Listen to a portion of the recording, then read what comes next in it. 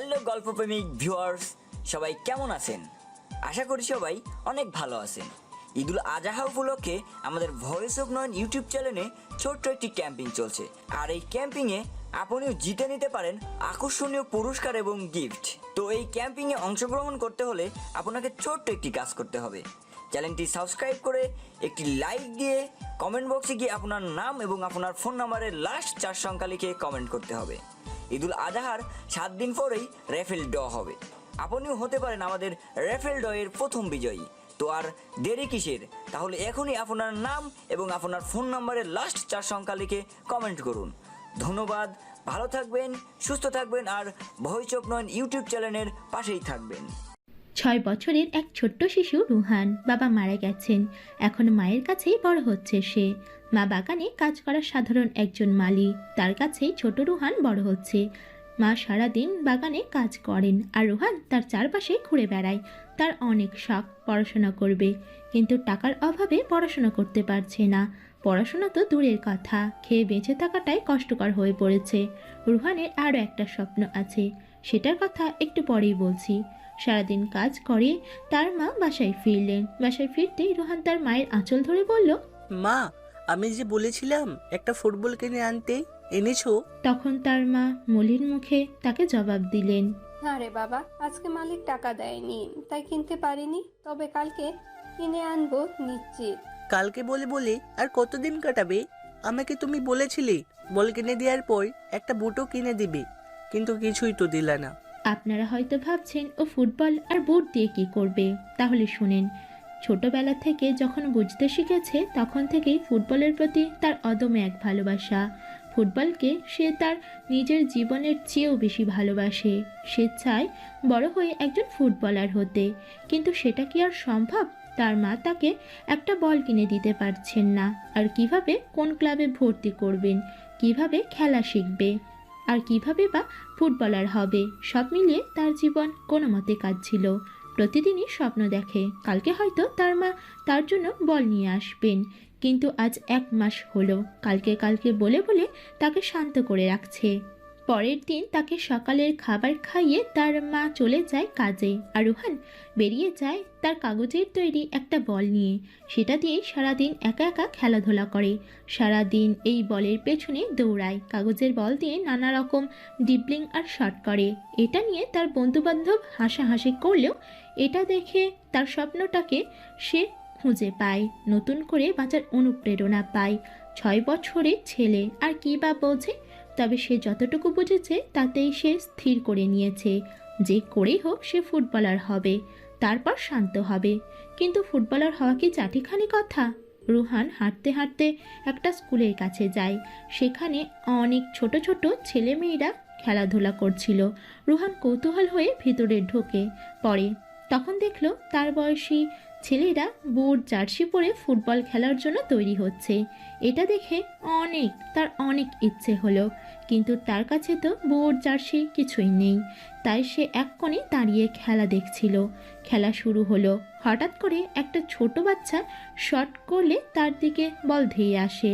রুহান সেটাকে অনেক স্টাইলিশভাবে ফেরত পাঠায়। অতিথি হিসেবে উপস্থিত থাকা জেলা ফুটবল ক্লাবের কোচ সেটা লক্ষ্য করেছেন। ছেলেটা কত ছোট, কিন্তু তার ড্রিবলিং স্টাইলটা কত উন্নত। কে এই ছেলেটা? ওখানে দাঁড়িয়ে কি করে? আমাকে জানতেই হবে। জেলা ফুটবল ক্লাবের কোচ স্টেজ থেকে উঠে আস্তে আস্তে রোহানের কাছে গেলেন। তখন সে এক মনে তাকিয়ে ছোট বাচ্চাগুলোর খেলাধুলা দেখছেন। কোচ এসে তার পাশে দাঁড়িয়ে বললেন, এই ছেলে, কি ব্যাপার? তুমি কোথায় থাকো আর এখানে দাঁড়িয়ে কি দেখছো? ছোট রোহান তখন কিছুটা ভয় পেয়ে গেল, হয়তো তাকে এখন এখান থেকে বের করে দিবে, কিন্তু সে কিছুতেই এখান থেকে বের হতে চায় না। তখন আমতা আমতা করে বলল, আমি ওই পাশের একটা বাড়ি থাকি, ওখানে ওদের খেলা দেখতে এসেছি। ও আচ্ছা, তোমার নাম কি? আমার নাম রোহান। আচ্ছা বাবা রোহান, তুমি তো ভালো খেলতে পারো, তুমি ওদের সাথে খেলবে? হ্যাঁ, আমি ওদের সাথে খেলতে চাই, কিন্তু ওরা আমাকে খেলায় নিবে না। কে বলেছে নিবে না? তুমি আমার সাথে আসো, আমি বলে দিচ্ছি ওরা তোমাকে ওদের সাথে খেলায় নিবে। সত্যি বলছেন আপনি? হ্যাঁ সত্যি, আমার সাথে চলো। রুহান চলে গেল সেই লোকটার সাথে। লোকটা তাকে নিয়ে গিয়ে একটা জার্সি দিল আর একটা বুট দিল। রোহান তখন সেগুলো পরে রেডি হয়ে গেল। এরপর কোচ একটা ছেলেকে নামিয়ে তাকে খেলায় তুলে দিলেন।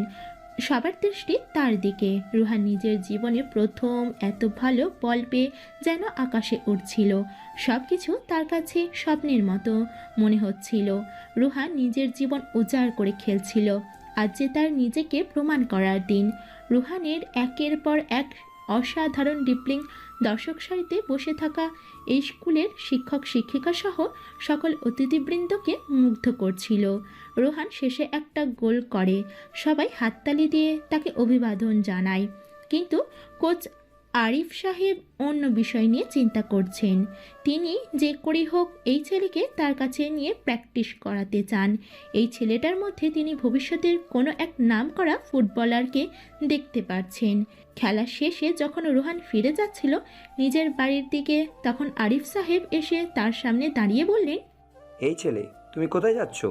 আমি তোমার বাসায় ফিরে যাচ্ছি। তুমি তো অনেক ভালো ফুটবল খেলো, তুমি তো চাইলে ভালো একটা ক্লাবে ভর্তি হতে পারো, সেখানে প্র্যাকটিস করলে দেখবে একদিন অনেক বড় হতে পারবে। ক্লাব কি আঙ্কেল? ছোট রোহান জানতো না ক্লাব কী জিনিস। সে শুধু জানতো তারা অনেক গরিব। তাই সে বলল, এইসবে ভর্তি হতে পারবো না, কারণ আমার আম্মা অনেক গরিব। কেন? তোমার বাবার কি হয়েছে? রুহান তখন তার হাতের আঙুলটা আকাশের দিকে ইশারা করে বলল, আমার আব্বু এখানে থাকেন। আম্মু বলেছে আমি যেদিন বড় হয়ে যাব সেদিন আব্বু সেখান থেকে আমার কাছে আসবেন। কোচের আর বুঝতে বাকি রইল না তার বাবা মারা গেছেন। কিন্তু ছেলেটার প্রতিভা সঠিকভাবে কাজে লাগালে একদিন অনেক বড় কিছু হতে পারবে। কিন্তু এত ছোট বয়সে পরিবারের সাপোর্ট ছাড়া তাকে বড় হওয়া সম্ভব নয়। তিনি তার পরিচয় করে রাখলেন। রোহানকে তার বাসায় পৌঁছে দেওয়ার নাম করে তার বাসার ঠিকানাটা নিয়ে নিলেন, যাতে কিছুদিন পরে যখন সে বুঝতে পারবে সব কিছু, তখন তিনি তাকে নিয়ে সেখান থেকে আনবেন। ওদিকে বিকালে রোহানের মা তার মালিকের কাছে গিয়ে বললেন, সাহেব, আজকে যদি আমায় কিছু টাকা দিয়ে দিতেন তাহলে খুব ভালো হতো। আমার ছেলেটা কয়েকদিন ধরে কান্না করছে একটা বল কিনে দেওয়ার জন্য, কিন্তু আমি টাকার জন্য পারছি না। বাগানের মালিক তখন রাগান্বিত হয়ে রোহানের মাকে বলল, তোমাদের ছোট লোকদের এই এক সমস্যা, একদিন কাজ করার আগেই টাকার জন্য পাগল হয়ে যাও। এখনো এক সপ্তাহ হয়নি, এই মাসের টাকাটা নিয়েছো, এখন আবার কিসের টাকা? তাড়াতাড়ি যাও এখান থেকে। সাহেব, আমি কাজ করে সব কিছু পুষিয়ে দিব। আপনি দয়া করে এই মাসের টাকাটা আমাকে দিয়ে দিলে আমার খুব উপকার হতো। যে টাকা নিয়েছিলাম সেগুলো দিয়ে খরচ করে শেষ হয়ে গেছে। আমার কাছে কোনো টাকা নেই, তাই তাড়াতাড়ি এখান থেকে ভাগ, না হলে কিন্তু ধাক্কা দিয়ে বের করে দিব। আর যদি বেশি টাকার প্রয়োজন হয় তাহলে এখানে কাজ করার দরকার নেই। না না সাহেব, দয়া করে আমাকে কাজ থেকে বের করবেন না। কাজ থেকে বের করলে আমি খাবো কি, আমার ছেলেটাকে বা খাওয়াবো কি? রুহানের মা তখন কান্না করতে করতে সেখান থেকে বেরিয়ে আসলেন। আজকেও ছেলেটার ইচ্ছাটা পূরণ করতে পারলেন না। জন্মের পর থেকে 6 বছর হয়ে গেছে, এখনও ছেলেটার কোনো আবদার তিনি পূরণ করতে পারেননি। হাজার দুঃখ বেদনা আর কষ্ট নিয়ে বাসায় দিকে ফিরে আসলেন। একটা স্পোর্টসের দোকানে দেখলেন অনেক সুন্দর সুন্দর ফুটবল সাজানো, কিন্তু তার কাছে টাকা নেই। শেষে নিজের হাতের দিকে তাকালেন, তার স্বামীর দেওয়া একমাত্র উপহার, যেটি তিনি বিক্রি করেনি। বাকি সব কিছু বিক্রি করে দিয়েছেন টাকার অভাবে। হাতের চুড়ি 2টা ছেলের আবদার পূরণ করতে গিয়ে হাতের একটা চুড়ি তিনি বিক্রি করে দিলেন। 5,000 টাকায় সেই চুড়ি বিক্রি করা টাকা দিয়ে রোহানের জন্য একটা বল আর একটা বুট কিনলেন। এরপর কিছু মাংস কিনে বাসায় ফিরলেন। রোহান তখন ঘুমিয়ে পড়েছিল, তাই তার মা তাড়াতাড়ি করে সব কিছু রান্না করে রাখলেন, যাতে রোহান ঘুম থেকে উঠলেই খাবার পেয়ে যায়। প্রায় 2 ঘন্টা পর রোহানের ঘুম ভাঙল। রান্না করে ঘরের দিকে গিয়ে দেখল তার মা রান্না করছে। তখন রোহান জিজ্ঞেস করলো, আম্মু, তুমি কি রান্না করো? আজকে আমি তোমার জন্য মাংস কিনে এনেছি বাবা। আজ তুমি মাংস দিয়ে খাবে, আর তোমার জন্য একটা বল আর বুটও কিনে এনেছি। সত্যি বলছো আম্মু? বাবা, টেবিলের উপর রাখা আছে, গিয়ে নিয়ে নাও। রোহান তখন খুশিতে লাফাতে শুরু করলো। একটা 400 টাকা দামের ফুটবল আর 300 টাকা দামের একটা বুট পেয়ে রোহান যেন আকাশে চাঁদ হাতে পেল। লাফাতে লাফাতে বাড়ির বাইরে চলে গেল। সন্ধ্যা হয়ে গেছে, তাই তার মা পিছনে পিছনে গিয়ে তাকে নিয়ে আসলেন। আম্মু, তুমি বাড়ি ফিরে যাও, আমি এগুলো আমার বন্ধুদের দেখিয়ে আনি। আচ্ছা বাবা, এগুলো কালকে সকালে দেখালে হবে। এখন বাড়ি আসো, তোমার জন্য মাংস রান্না করেছি, তুমি সেটা দিয়ে ভাত খেয়ে নাও। কাল সকালে তোমার সকল বন্ধুদের এটা দেখাবে। ঠিক আছে আম্মু, তাড়াতাড়ি বাসায় চলো, আমার অনেক খিদে পেয়েছে। বাসায় ফিরে রোহান হাসি মুখে খাচ্ছিল, আর সেটা বসে বসে দেখছিলেন তার মা। ছেলের মুখে এই হাসি যেন তার কাছে হাজার দিনের কষ্ট ভুলে থাকার মতো। তিনি যে তার ছেলের মুখে হাসি ফোটাতে পারছেন, এটাই তার কাছে অনেক বড় প্রাপ্তি। কিন্তু নিজের স্বামীর অবশিষ্ট থাকা একমাত্র উপহার বিক্রি করে দিয়েছেন, এটা ভাবতেই তার কষ্ট হচ্ছে। চুড়িটা বিক্রি করার বাকি টাকা তিনি রেখে দিলেন সংসারের খরচের জন্য। রোহান খাবার খেয়ে ঘুমিয়ে পড়ল। পরের দিন সকাল হতেই মায়ের দেওয়া বুট জোড়া পরে আর বল হাতে নিয়ে বেরিয়ে পড়ল রোহান। তার সকল বন্ধুদের শুধু একে একে দেখাচ্ছিল তার বুট আর বলটা। সারাদিন বল আর বুট নিয়ে পড়ে থাকলো। সে ঘরের ভিতরেও বুট আর বল নিয়ে দৌড়াদৌড়ি করে। এভাবে তার জীবনের আরও 1 সপ্তাহ পার হয়ে যায়। বাগানে গিয়ে তার মা জানতে পারলেন বাগান থেকে তার মাকে অনেকটা দূরে একটা বাগানে কাজের জন্য পাঠিয়ে দেওয়া হবে। এটা শুনেই রোহান কান্না করতে লাগলো। তার সকল বন্ধুবান্ধব এই এলাকা ছেড়ে সে যেতে চায় না। ছোট রোহান বুঝতে পারছিল না এটা তার জন্য কি। সে শুধু এটা জানে সে এখন এখান থেকে যেতে চায় না। কিন্তু দেখতে দেখতে 7টা দিন কেটে গেল। তার মা তাকে জোর করে নিয়ে গেলেন আর একটা শহরে, পুরো অপরিচিত চারিদিক। সেখানে তারা অভাব অনটনে 5টা বছর কাটিয়ে দিল। এখন আর রোহান ছোট নয়, 11 বছরের এক কিশোর। ফুটবলের সব বিষয়ে আস্তে আস্তে জানতে শুরু করেছে সে। জানতে শুরু করেছে পৃথিবীর রহস্যময় জিনিসগুলোর সম্পর্কে। মাঝে মাঝে মায়ের কাছে বায়না ধরে থাকে কোনো ক্লাবে ভর্তি করে দেওয়ার জন্য, কিন্তু টাকার অভাবে সেটা আর হয়ে ওঠেনি তার মায়ের জন্য। আসিফ সাহেব রোহান চলে যাওয়ার 3 মাস পরে সব ব্যবস্থা করে আসেন রোহানকে খুঁজতে, তাকে নিয়ে যেতে। কিন্তু রোহান ততদিনে এই এলাকা ছেড়ে অনেক দূর চলে গেছে। তিনি এসে বাসায় কাউকে খুঁজে না পেয়ে নিরাশ হয়ে ফিরে যান। তার মা এখন আর আগের মতো নেই, আগের মতো কাজকর্ম করতে পারেন না, তবুও নিজের জীবনের ঝুঁকি নিয়ে সংসার বাঁচাতে কাজ করেন। রোহান এলাকার ছেলেদের সাথে খেলে বেড়ায়। 1 মাস পর সে একটা হোটেলে চা নিয়ে আনার চাকরি পায়। সেখানে সারাদিন মানুষকে চা বয়ে দিয়ে দেয় আর বিকালে বন্ধুদের সাথে খেলাধুলা করে। তার সকল বন্ধুদের থেকে সে খেলার অনেক পারদর্শী ছিল, তাই তাদের এলাকায় একটা ফুটবল টুর্নামেন্ট সে খেলার সুযোগ পায়। কিন্তু ছোট বলে টিমের সবাই তাকে অবহেলা করত। শেষে একটা প্লেয়ারের ইনজুরিতে সে দলে চান্স পায়। দলে চান্স পেয়েই রোহান তার ঝলকানিতে পুরো মাঠ আলোকিত করে। তার টিম ফাইনালে উঠে যায়। ভাগ্যক্রমে সেই ফাইনালের প্রধান অতিথি ছিলেন আরিফ সাহেব। রোহান আরিফ সাহেবকে চিনতে না পারলেও আরিফ সাহেব ঠিকই অদম্য মেধাবী রোহানকে চিনতে পেরেছিলেন। ফাইনালে একের পর এক চোখ ধাঁধানো ডিপলিং আর ফুটবলীয় মেধায় সবার মন জয় করে নিয়েছিল রোহান। আরিফ সাহেব মুগ্ধ নয়নে তার দিকে তাকিয়েছিলেন। রোহান খেলা জানলেও ফুটবলের নিয়মকানুন সম্পর্কে সে অবগত ছিল না। আরিফ সাহেব রোহানকে সেই নিয়মকানুন শেখাতে চাইছিলেন। খেলা শেষ হতেই আরিফ সাহেব রোহানের সামনে দাঁড়িয়ে বললেন, আরে রোহান, কেমন আছো? রোহান লোকটাকে চিনতে পারছিল না, তাই অবাক হয়ে শুধু তাকিয়েছিল। রোহান, তুমি আমাকে চিনতে পারোনি? জি না আঙ্কেল, কে আপনি? তোমার হয়তো মনে থাকার কথা না, আমার সাথে তোমার দেখা হয়েছিল 5 বছর আগে। একটা ফুটবল ম্যাচে আমি তোমাকে খেলায় নিয়েছিলাম। এসব কি বলছেন? আমার কিছু মনে নেই। আচ্ছা ঠিক আছে, ওসব বাদ দাও। তুমি তো অনেক ভালো ফুটবল খেলো, তুমি চাইলে আমার ক্লাবে জয়েন হতে পারো। আমার অনেক স্বপ্ন আমি কোনো একটা ক্লাবে প্র্যাকটিস করব, কিন্তু আমার কাছে তো টাকা নেই। আর আমি চলে গেলে আমার আম্মুকে কে দেখে রাখবে?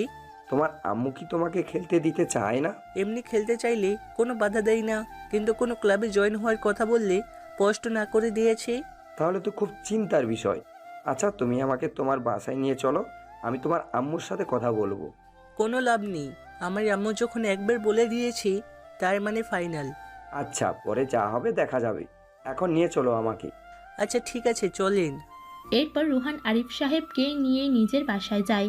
তার মা এখনও কাজ থেকে ফিরেনি। রুহান আরিফ সাহেবকে একটা চেয়ারে বসিয়ে বলল, আঙ্কেল, আপনি এখানে বসুন, আম্মু কাজ থেকে একটু পরই ফিরে আসবেন।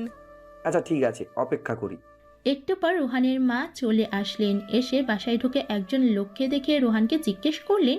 রুহান, এই লোকটাকে? আরিফ সাহেব তখন উঠে রুহানের মায়ের সামনে এসে বললেন, আমি এই জেলা ফুটবলের প্রধান কোচ। জি, বুঝতে পেরেছি, কিন্তু আপনি এখানে কেন? আমার মতন গরিব মানুষের ঘরে আপনার কি দরকার? দেখুন আপা, আপনার ছেলে রোহান অনেক প্রতিভাবান একজন খেলোয়াড় হতে পারবে। আপনি ওকে একটা ক্লাবে ভর্তি করিয়ে দেন। সেখানে নিয়মিত প্র্যাকটিস করলে ও একদিন অনেক বড় ফুটবলার হবে। ভাই সাহেব, আমরা গরিব মানুষ, খেয়ে পড়ে বাচ্চাটাই কষ্টকর হয়ে পড়েছে এর মধ্যে, এবং রং তামাশা আমার ছেলেকে আর ধ্বংসের পথে নিয়ে যাবে। এর চেয়ে বরং আপনি এখান থেকে চলে যান, ওকে আমি এসব কাজ দিব না। আপনি আমার কথাটা বুঝতে পারছেন না। আপনার ছেলে অনেক প্রতিভাবান। ওকে ওর প্রতিভা বিকাশের একটা সুযোগ দিন। ওকে আমার সাথে দিয়ে দিন। টাকা নিয়ে কোনো চিন্তা করবেন না, আমি ওর সব খরচ দিব। আমি বললাম না আমার ছেলেকে এসব দিব না? তাই এখান থেকে চলে যান, না হলে কিন্তু খুব খারাপ হয়ে যাবে। রুহান তখন তার মায়ের সামনে এসে কাঁদো কাঁদো স্বরে বলল, আম্মু, তুমি দয়া করে না করো না, আমার অনেক স্বপ্ন, বড় হয়ে একজন ফুটবলার হব। দেখো, আমি যদি ফুটবলার হয়ে যাই তোমার আর কোনো কষ্ট থাকবে না, তোমাকে সবাই আমার পরিচয় চিনবে, তোমাকে কেউ আর কষ্ট দিতে পারবে না, আমরা আর অভাবে থাকবো না। রুহানের মা তখন তাকে জড়িয়ে ধরে বলে, না বাবা, আমরা যেরকম আছি সেরকমই ভালো আছি। লোভ করা ভালো নয়। এভাবে অন্যজনের উপর চড়ে কত দিন আর চলবে? দেখবে একদিন উনিও তোমাকে দূরে ঠেলে দিবে। সেদিন তুমি কোনো কাজ করতে পারবে না। খেলার পাগল হয়ে কোনো কাজ শিখবে না, পরে তুমি কোনো কাজও করতে পারবে না। দুদিক তুমি হারাবে। মা, আমি লোভ করছি না, আমাকে তুমি প্লিজ আমার যোগ্যতাটা প্রমাণের একটা সুযোগ দাও। আমি অনেক স্বপ্ন দেখেছি, এটা নিয়ে আজ যখন সুযোগ পেয়েছি হাতছাড়া করতে চাই না। তুমি কি চাও না তোমার ছেলের স্বপ্ন পূরণ হোক? আমি চাই বাবা, কিন্তু তোমাকে ছাড়া আমি থাকতে পারবো না। তুই চলে গেলে আমি কি নিয়ে থাকবো? আমি তো একেবারে চলে যাচ্ছি না, কয়েকদিন পর পর ফিরে আসবো। আপা, আপনি কোনো চিন্তা করবেন না। ও আমার ছেলের মতো, ওর সম্পূর্ণ খেয়াল আমি রাখবো। দেখবেন ওর কারণে একদিন আপনার মুখ উজ্জ্বল হবে।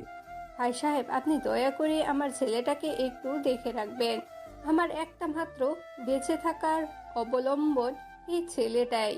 আপনি কোনো চিন্তা করবেন না, আমি কাল এসে ওকে নিয়ে যাব। এখন যাই।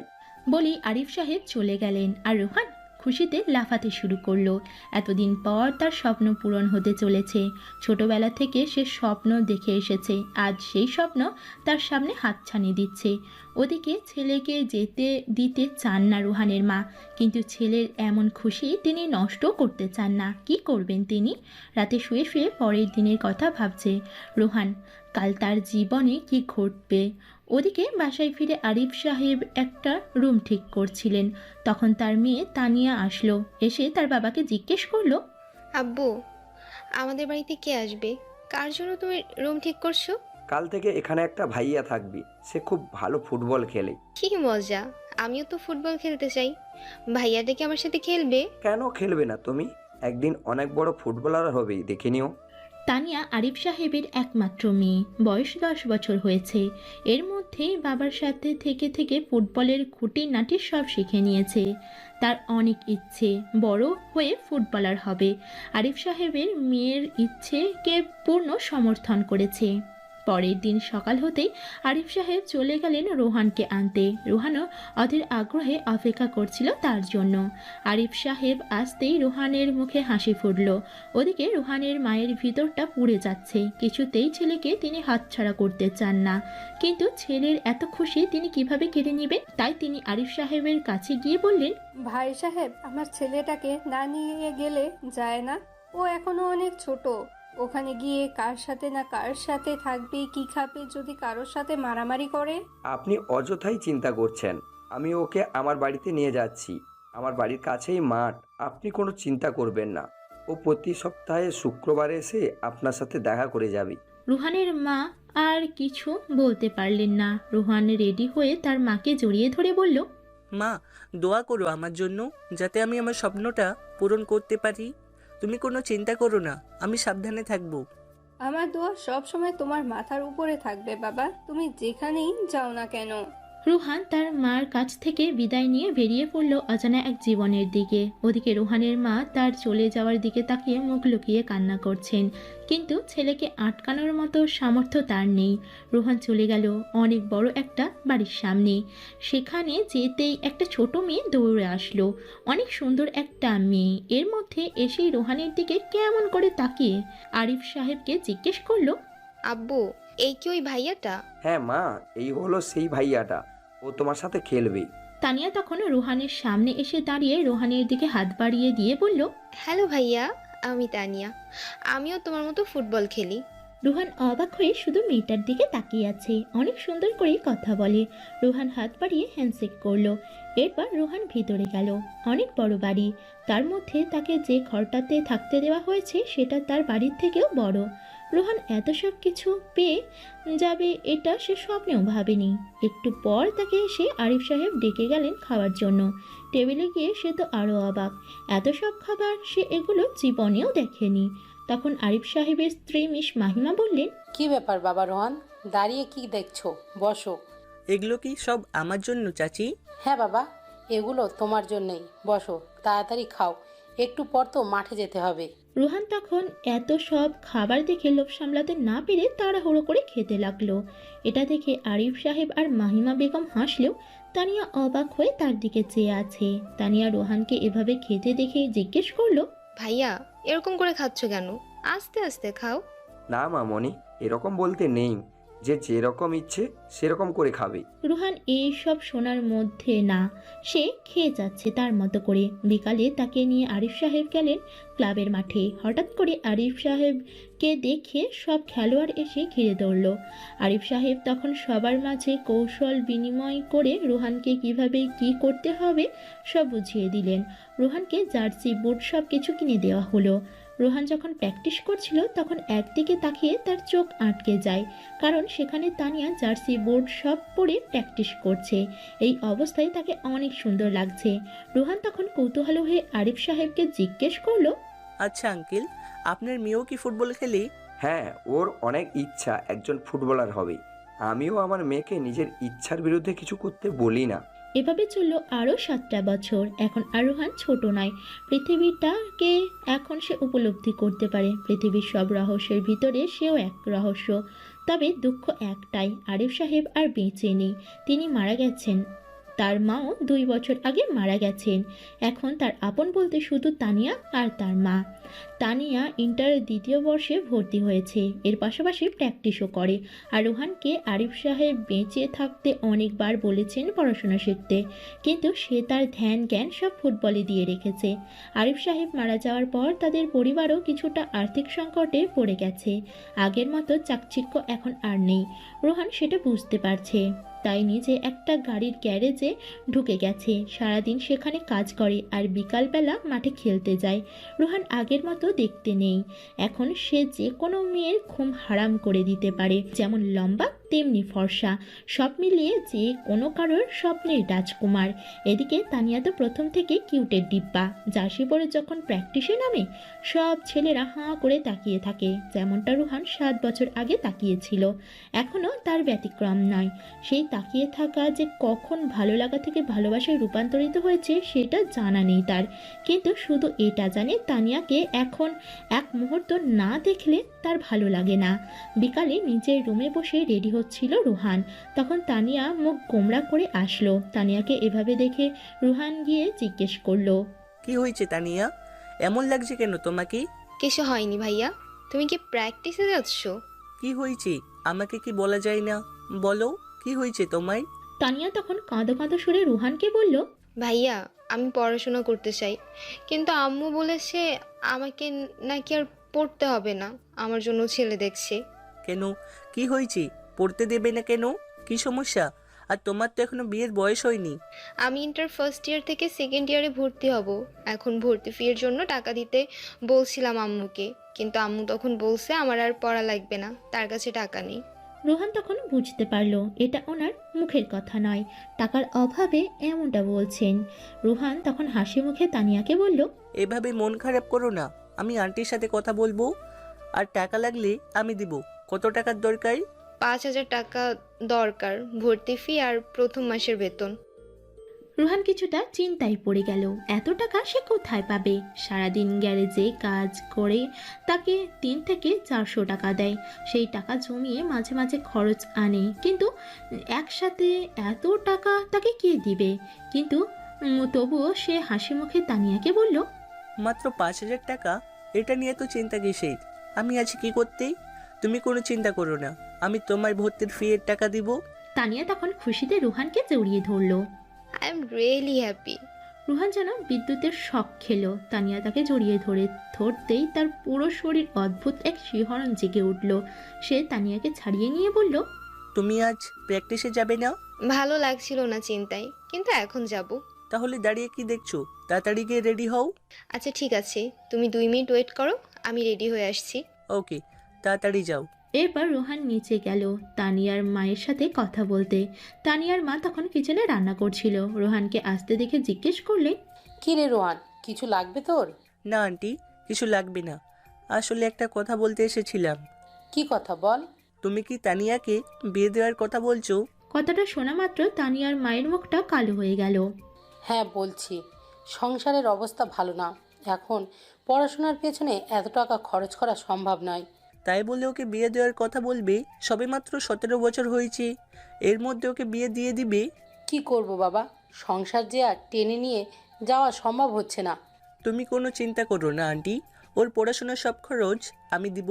কিন্তু তুমি প্লিজ ওকে বিয়ে দেওয়ার কথা বলো না, ও খুব কষ্ট পেয়েছে তোমার কথাই। কি বলছিস তুই?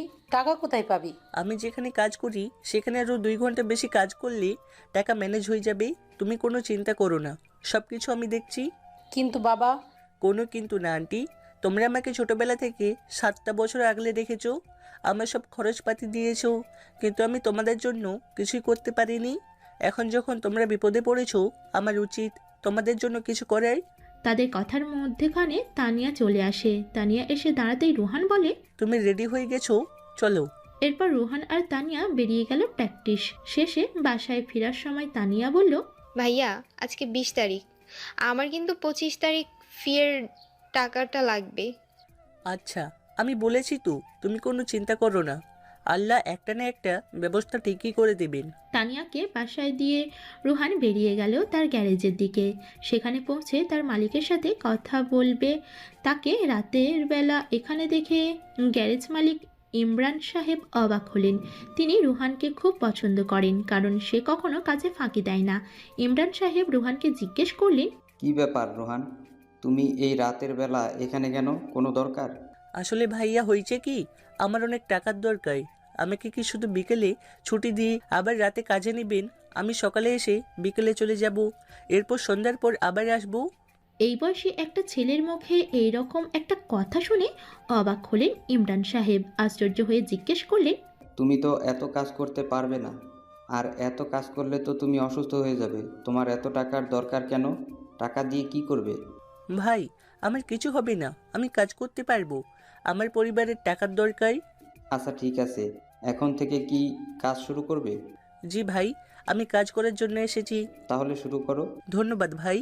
এরপর রোহান কাজে লেগে পড়ে। রাত তখন প্রায় 11টা। এখনও বাসায় ফিরেনি রোহান। ফোনটাও বাসায় ফেলে গেছে। তানিয়া আর তার মা চিন্তায় ঘুমাতে পারছে না, কোথায় গেল ছেলেটা। রাত 12টার দিকে কাজ শেষ করে তখন ইমরান সাহেব এসে টাকা দিতে চাইলে রোহান বলে, ভাই, আমার এখন টাকা লাগবে না, আপনি হিসাব করে রাখেন, একসাথে নিয়ে নিব। আচ্ছা ঠিক আছে, এখন বাসায় যাও, তুমি অনেক ক্লান্ত। এরপর রোহান বাসায় আসে। দরজায় নক করতেই দৌড়ে গিয়ে দরজা খুলে দেয় তানিয়া। রোহানের মুখ তখন ফ্যাকাশে হয়ে গিয়েছিল ক্লান্তির কারণে। রোহানকে এভাবে দেখে তানিয়া জিজ্ঞেস করলো, ভাইয়া তুমি এত রাত পর্যন্ত কোথায় ছিলে? আমি একটা কাজে গিয়েছিলাম, তোমরা এত রাত পর্যন্ত জেগে আছো কেন? তোকে বাইরে রেখে আমরা ঘুমোবো কি করে? এত রাত পর্যন্ত তোর কি কাজ? আচ্ছা আম্মু বাদ দাও, ওর মনে হয় অনেক খিদে পেয়েছে, তাড়াতাড়ি খাবার দাও, আমারও খিদে পেয়েছে। কি বলো তোমরা, এখনো খাওনি? তুমি না খেয়ে বাইরে কাজ করছো, আর আমরা এখানে শান্তিতে খেয়ে শুয়ে পড়বো? এতটা স্বার্থপর ভাবলে তুমি? তাহলে তোমরা 5 মিনিট ওয়েট করো, আমি ফ্রেশ হয়ে আসি। আচ্ছা। রুহান তাড়াতাড়ি গিয়ে হাত মুখ ধুয়ে খেতে আসে। মাথায় অনেক চিন্তা, সে পারবে তো এই 5 দিনে টাকাগুলো জোগাড় করতে? আমাকে যে করেই হোক টাকাগুলো জোগাড় করতে হবে, আমাকে আরও কাজ করতে হবে। রুহানকে এমনভাবে চিন্তিত থাকতে দেখে তানিয়া জিজ্ঞেস করলো, কি হয়েছে ভাইয়া, তোমাকে এমনভাবে চিহ্নিত দেখাচ্ছে কেন? তানিয়ার কথায় হুঁশ ফিরল রুহানের। হাসি মুখে তানিয়ার দিকে তাকিয়ে বলল, কিছু হয়নি, তুমি কোনো চিন্তা করো না। রোহান খেয়ে দিয়ে গিয়ে ঘুমিয়ে পড়ল। পরের দিন সকাল হতেই কাজে বেরিয়ে পড়ল। ফোন দিয়ে তানিয়াকে জানিয়ে দিল আজকে সে প্র্যাকটিসে যাবে না, একটা কাজে আটকে গেছে। আসলে রোহান তার কাজের সময় আরও বাড়িয়ে দিয়েছে। প্র্যাকটিসের সময়টা কাজ করলে কিছু টাকা আয় করা যাবে। তাই 4-5 দিন প্র্যাকটিসে না গেলে কিছুই হবে না। ইমরান সাহেব এভাবে রোহানকে কাজ করতে দেখে চিন্তিত হয়ে পড়লেন। তিনি রোহানের কাছে এসে জিজ্ঞেস করলেন, রোহান, তোমার কত টাকার দরকার? আমার 5,000 টাকার দরকার। এই 5,000 টাকার জন্য তুমি দিনরাত কাজ করছো? ভাই, আপনার কাছে 5,000 টাকার কিছু না হলেও আমার মতো গরিবের কাছে এটা অনেক টাকা। এই টাকা দিয়ে আমি আমার সবচেয়ে প্রিয় মানুষের কলেজে ভর্তির ফিয়ের টাকা দিব।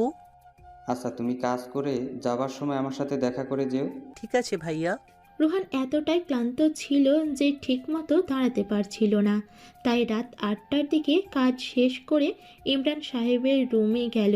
তিনি যখন চেয়ারে বসেছিলেন, রোহানকে আসতে দেখে ড্রয়ার থেকে 5,000 টাকা বের করলেন।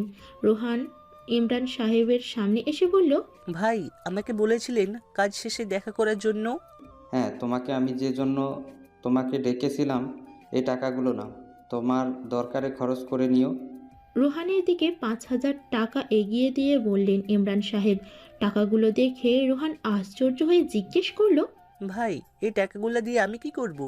আমি তো এখনো এত টাকার কাজ করিনি, তাহলে আপনি আমাকে কেন এত টাকা দিচ্ছেন? তোমার 2 দিনের কাজ করে হয়েছে 2,000 টাকা, বাকি 3,000 টাকা তোমাকে আমি দিলাম, তুমি পরে কাজ করে সেগুলো আমাকে শোধ করে দিও। রোহান তখন ইমরান সাহেবের সামনে কাঁদো কাঁদো স্বরে বলল, ভাই, আপনি আমার অনেক বড় হেল্প করলেন। আপনার এই সাহায্যের কথা আমি কোনোদিন ভুলবো না। অসংখ্য ধন্যবাদ আপনাকে। আর এভাবে বলার কি আছে, তুমি আমার খুব বিশ্বস্ত একজন কর্মচারী, তোমার বিপদে আমি যদি হেল্প না করতে পারি তাহলে কি করে হয়। এখন তুমি যাও, বাসায় ফিরে রেস্ট নাও। টাকাগুলো নিয়ে হাসি মুখে বাসায় ফিরল রোহান। বাড়ি ফিরে তানিয়াকে ডেকে আনলো। তানিয়া এসে রোহানের সামনে দাঁড়িয়ে বলল, ভাইয়া কি হয়েছে? এই নাও, এখানে 5,000 টাকা আছে, ভর্তির ফিতে টাকাটা দিয়ে দাও, আর কাল থেকে মনোযোগ দিয়ে কলেজে যাবে। তুমি এত টাকা 2 দিনে ম্যানেজ করলে কিভাবে? সেটা তুমি না ভাবলেও চলবে, এখন এটা নিয়ে যাও, কাল ভর্তির ফিটা দিয়ে দিও। তানিয়া হাসি মুখে নিজের রুমে ফিরে গেল। আর রোহান তানিয়ার এই হাসি দেখে নিজের সকল কষ্ট ভুলে গেল। পরদিন রোহান প্র্যাকটিসে গিয়ে হ্যালো গল্পপ্রেমিক ভিউয়ার্স, সবাই কেমন আছেন? আশা করি সবাই অনেক ভালো আছেন। ঈদুল আজহা উপলক্ষে আমাদের ভয়েস অফ নয়ন ইউটিউব চ্যানেলে ছোট্ট একটি ক্যাম্পিং চলছে। আর এই ক্যাম্পিংয়ে আপনিও জিতে নিতে পারেন আকর্ষণীয় পুরস্কার এবং গিফট। তো এই ক্যাম্পিংয়ে অংশগ্রহণ করতে হলে আপনাকে ছোট্ট একটি কাজ করতে হবে। চ্যানেলটি সাবস্ক্রাইব করে একটি লাইক দিয়ে কমেন্ট বক্সে গিয়ে আপনার নাম এবং আপনার ফোন নাম্বারের লাস্ট 4 সংখ্যা লিখে কমেন্ট করতে হবে। ঈদুল আজহার 7 দিন পরেই রেফেল ড্র হবে। আপনিও হতে পারেন আমাদের রেফেল ড্রয়ের প্রথম বিজয়ী। তো আর দেরি কিসের? তাহলে এখনই আপনার নাম এবং আপনার ফোন নাম্বারের লাস্ট 4 সংখ্যা লিখে কমেন্ট করুন। ধন্যবাদ, ভালো থাকবেন, সুস্থ থাকবেন, আর ভয়েস অফ নয়ন ইউটিউব চ্যানেলের পাশেই থাকবেন। জানতে পারলো তাদের এখানে পরের সপ্তাহ থেকে ট্যালেন্ট হ্যান্ড প্রোগ্রাম শুরু হবে। এতদিন এই মহা সুযোগের অপেক্ষায় ছিল রোহান। এতদিন পর নিজের যোগ্যতা প্রমাণের একটা জায়গা পেয়েছে সে। তাই আরও মনোযোগ দিয়ে প্র্যাকটিস শুরু করলো। তাকে যে করেই হোক প্রতিযোগিতায় ফার্স্ট হতে হবে, কারণ এই প্রতিযোগিতায় ফার্স্ট হলে সে অনূর্ধ্ব 20 ফুটবল দলের সুযোগ পেয়ে যাবে।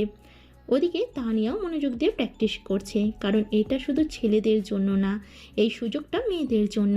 দেখতে দেখতে প্রতিযোগিতার দিন এসে গেল। রোহান তার জীবনের সেরা টেকনিকগুলো দেখালো এবং চান্সও পেয়ে গেল। ওদিকে তানিয়াও একই অবস্থা, দুজনে পরিশ্রম আজ সফল, দুজনে চান্স পেয়ে গেছে। কাল থেকে তাদেরকে জাতীয় অনূর্ধ্ব 20 দলের কোচ প্র্যাকটিস করাবে। রোহান ছেলেদের দলে আর তানিয়াকে মেয়েদের কোচ প্র্যাকটিস করাবে। পরদিন দুইজন সকাল সকাল উঠে জগিংয়ে গেল। ফিরে এসে নাস্তা করে প্রথম দিনে চলে গেল। সেখানে যেতেই নতুন অনেক ছেলেদের সাথে পরিচয় হলো, যার মধ্যে দুই একজন অনেক মেধাবী এবং বন্ধুত্বপূর্ণ হলেও অনেকেই ছিল অহংকারী। দেখে বোঝাই যাচ্ছিল বাবার টাকার জোরে দলে জায়গা পেয়েছে। ওদিকে তানিয়া গিয়ে সবার সাথে খুব মানিয়ে নিয়েছে। প্র্যাকটিস শেষ করে যখন বাসায় ফিরছিল তখন তানিয়া জিজ্ঞেস করলো, ভাইয়া, তোমার প্রথম দিন কেমন কাটলো? খুব ভালো। তোমার কেমন কাটলো? আমারও খুব ভালো কাটলো। আমাদের এখানে থেমে থাকলে চলবে না, আরও অনেক দূর এগিয়ে যেতে হবে, তাই আরও পরিশ্রম করো। হ্যাঁ ভাইয়া, আমাদের যে করেই হোক জাতীয় দলে চান্স পেতেই হবে। শুধু জাতীয় দলে কেন, আমরা যদি পরিশ্রম করি আরও বড় কিছু করতে পারবো। প্রথম দিনটা এলোমেলো কেটে গেল।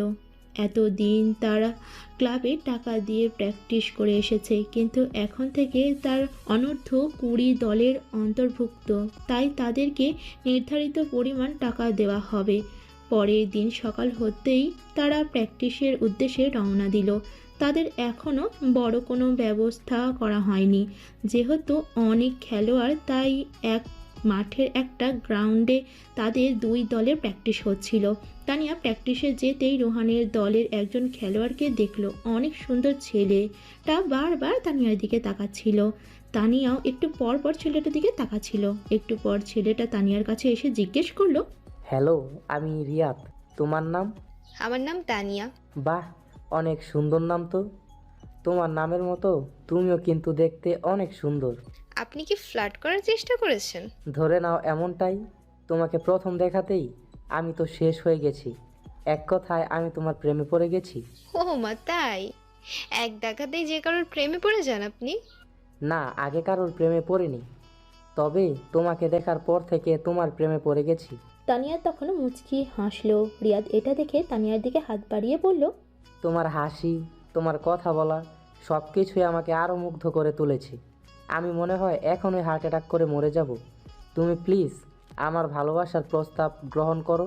ছেলেটাকেও প্রথম দেখার পর তানিয়ার ভালো লেগেছে, কিন্তু সেটা এত তাড়াতাড়ি প্রকাশ করবে না, তাই হাত বাড়িয়ে বলল, প্রপোজ অ্যাকসেপ্ট করলাম না, তবে চাইলে ফ্রেন্ডশিপ করতে পারি।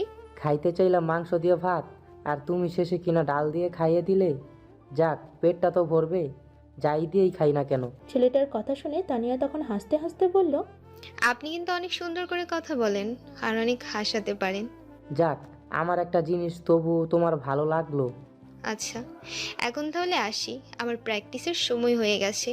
যাবে, তার আগে তোমার নাম্বারটা দিয়ে যাও। নাম্বার দিয়ে কি করবেন? আরে, আমরা এখন ফ্রেন্ড না, ফ্রেন্ড হয়ে ফ্রেন্ডকে নাম্বার দেওয়া যায় না? কোনো দরকার হলে কল দিব। আচ্ছা ঠিক আছে, তুলুন নাম্বার 0198761। ওইদিকে রোহান প্র্যাকটিসের মধ্যে ক্লান্ত হয়ে গিয়ে একটা কোণে বসলো, কিন্তু সেখানে যেটা দেখলো সেটা দেখার পর সে আর সেখানে বসে থাকতে পারলো না, কান্না করে দিল। কারণ ওখানে তানিয়া আর রিয়াদ কথা বলছে, দুজনে অনেক হেসে হেসে কথা বলছিল। তানিয়াকে অন্য কারোর সাথে কথা বলতে দেখে রোহানের বুকটা ফেটে যাচ্ছে, সঙ্গে সঙ্গে চোখের অশ্রুগুলো গড়িয়ে পড়ল। না, এটা কিছুতেই হতে পারে না। তানিয়া আমাকে ছাড়া অন্য কারোর সাথে কথা বলতে পারে না। তানিয়া, তুমি ওর সাথে কথা বলছো? আচ্ছা, ও কি বুঝতে পারছে না আমার কষ্ট হচ্ছে? রোহান আর বসে থাকতে পারল না, তানিয়াদের দিকে এগিয়ে গেল। যাওয়ার আগেই রিয়াদ সেখান থেকে চলে আসলো। রোহানও প্র্যাকটিসে ফিরে আসলো, কিন্তু কিছুতেই প্র্যাকটিসে মন বসাতে পারছিল না। ওইদিকে একটু পরে এসে তাদের কোচ রফিক সাহেব এসে ঘোষণাই দিলেন, কালকে আমাদের এখানে একটা ম্যাচের আয়োজন করা হবে। সেই ম্যাচ যারা ভালো খেলবে তাদেরকে নিয়েই আমাদের পরবর্তী দল ঘোষণা করব, এবং আমরা তোমাদের 40 জনের মধ্যে থেকে 26 জনকে দলে রাখবো।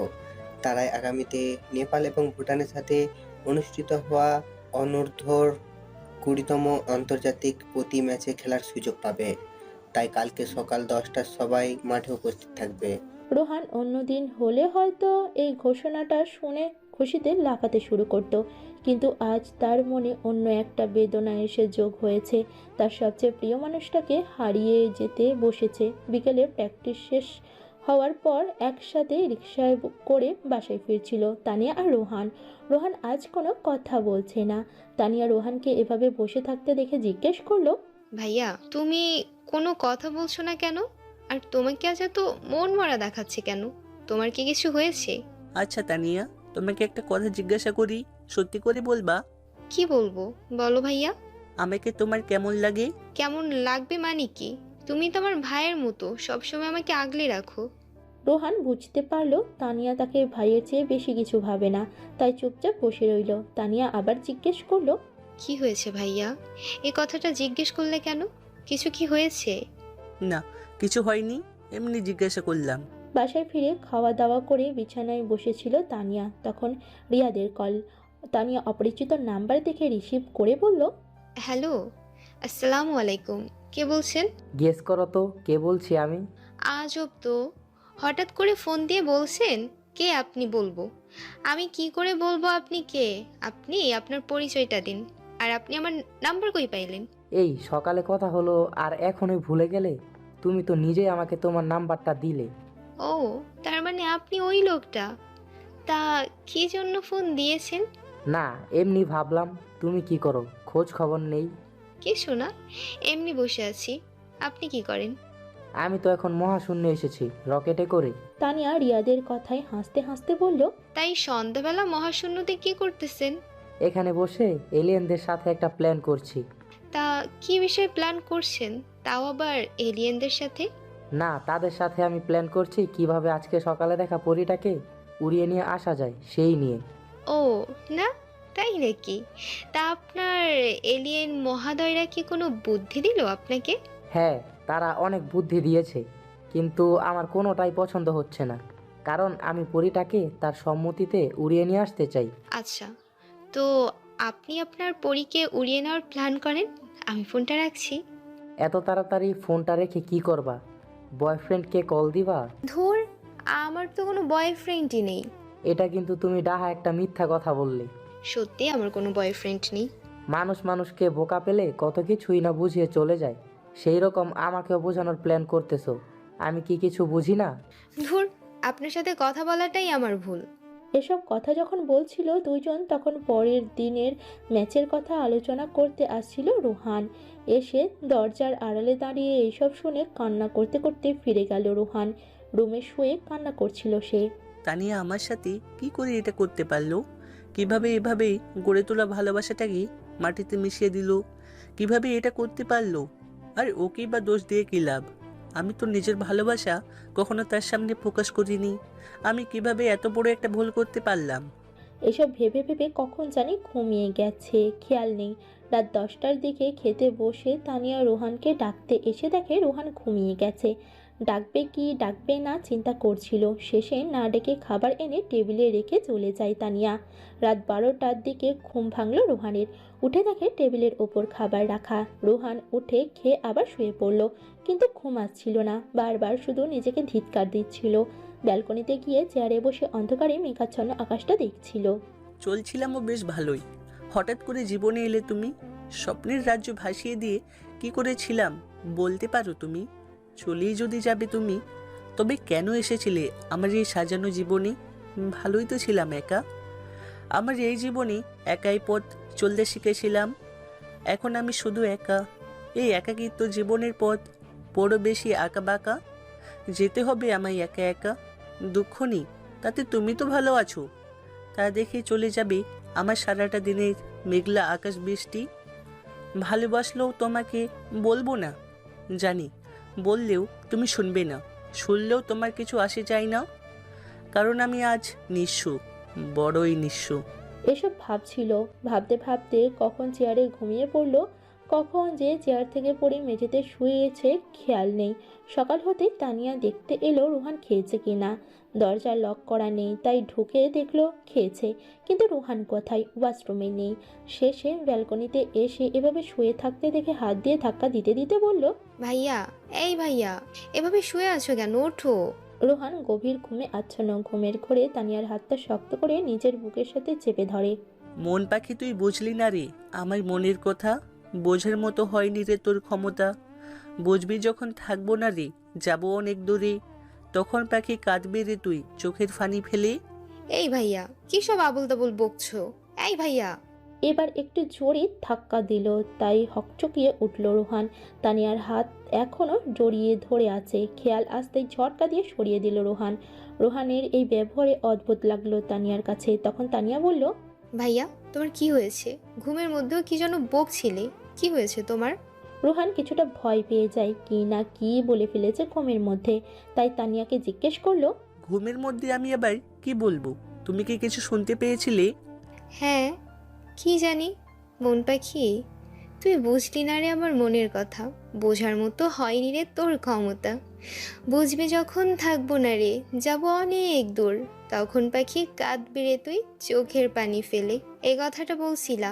তা ভাইয়া, প্রেম ট্রেম করছো নাকি? মুখে কিছুটা হাসির রেখা এনে বলল তানিয়া।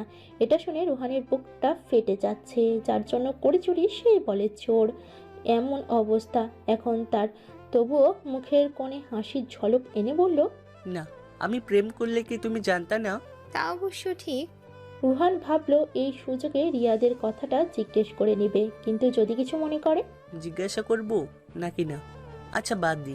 কি হলো ভাইয়া, সন্ন্যাসীদের মতো একটু পরপর ধ্যানে চলে যাচ্ছ নাকি? থুর, কি বলো? চলো, আজকে না সিলেকশন ম্যাচ আছে?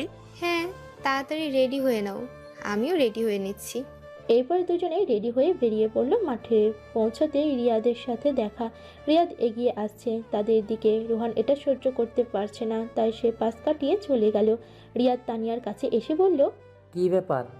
আমাকে বলো বয়ফ্রেন্ড নাই আর বয়ফ্রেন্ড নিয়ে ঘুরো, তাই না? আমি আবার কখন বয়ফ্রেন্ড নিয়ে ঘুরলাম? তাহলে রুহানের সাথে এত কি?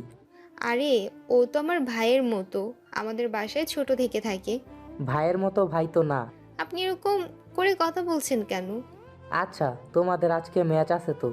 হুম। Best of luck. আশা করি অনেক ভালো করবে। আপনাকেও অনেক অনেক শুভকামনা। আচ্ছা, তোমার কাছে একটা রিকোয়েস্ট করি, প্রমিস করো রাখবা? হ্যাঁ, রাখার মতো হলে অবশ্যই রাখবো। আজকে যদি আমি সিলেক্টেড হই তাহলে কফি খেতে হবে আমার সাথে। ওকে।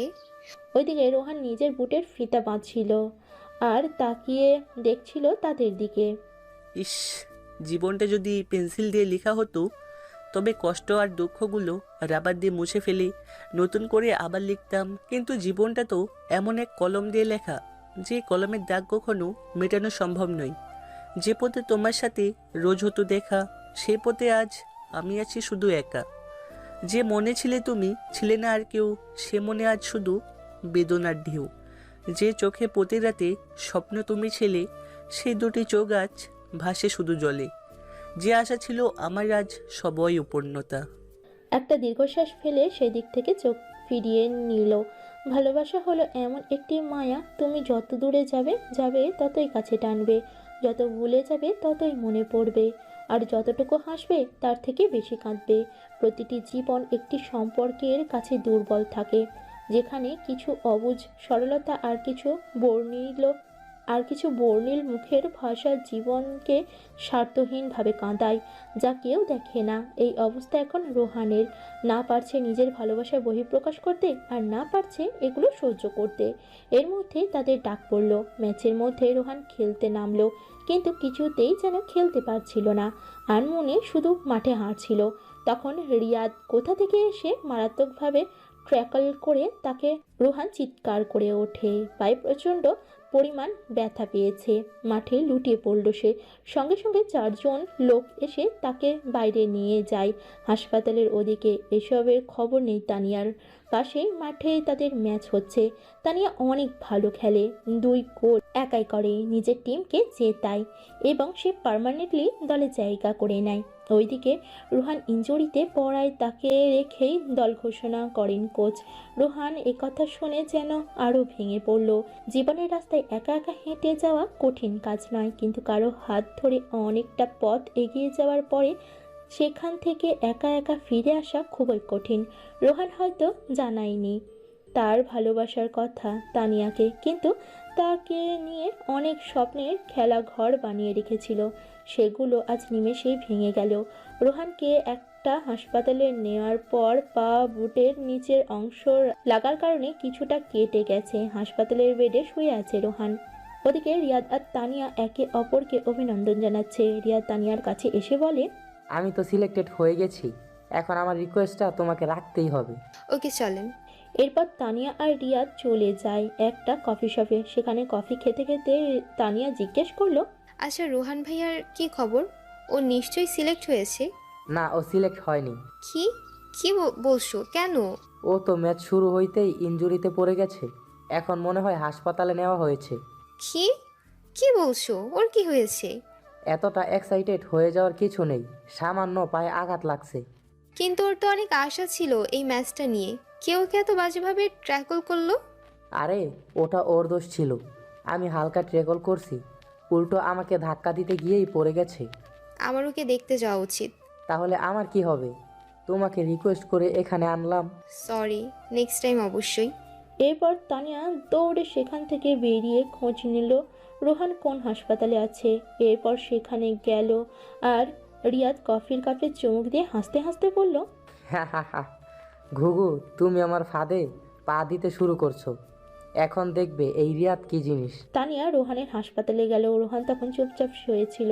শোকের আধিক্যই কারণে তার মধ্যে একটা পাথর ভাব চলে এসেছিল। তানিয়া গিয়ে ভিতরে ঢুকে দেখলো রোহানের চোখ প্রায় ফুলে গেছে। হয়তো কান্না করতে করতে তানিয়া ভাবছে এটা হয়তো দলে চান্স না পাওয়ার কারণে কান্না, কিন্তু তার ধারণা যেন সম্পূর্ণ ভুল।